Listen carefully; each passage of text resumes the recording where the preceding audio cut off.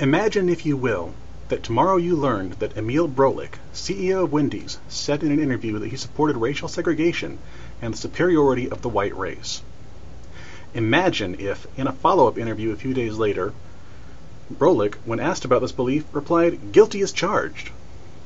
Imagine that in the wake of this, it was revealed that Mr. Brolick made regular donations amounting to several $1,000,000 to the KKK and to a group that actively campaigned in other countries to outlaw racial integration, to the point that this group had actually succeeded in making it illegal in several countries for any racial mixing to occur, and that this group's activism had actually succeeded in bringing about the death penalty for anyone found to be romantically involved with a person of a different skin color in several countries.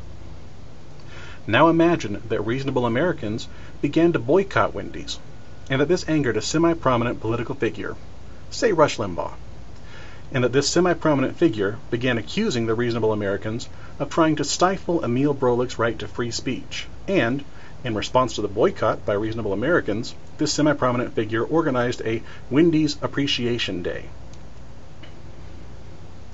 Imagine being African American, Hispanic, Asian, Native American, or any other racial minority and watching as massive crowds flooded your local Wendy's in support of Emil Brolick's racism and his direct support of racial hate organizations. Imagine their well-justified feeling that every single one of these people was a racist who absolutely and without question hated them. Imagine their disbelief at being told by members of these massive Wendy's supporting crowds that their support of Wendy's was not about hate, but that it was about supporting free speech and people standing up for what they believe in. Keep imagining yourself as a minority. Imagine how insecure you would feel in your own community after seeing such a massive outpouring of support for a racist business. Now return to yourself and consider, would you agree with the supporters? Or would you agree with the boycotters and the minorities who felt so threatened by the outpouring of support? I'm sure you know where I'm going with this. Replace Wendy's with Chick-Fil-A, Emil Brolick with Dan Cathy, racial segregation with gay rights, and the KKK and anonymous other group with the Family Research Council and the Marriage and Family Foundation. How is it any different?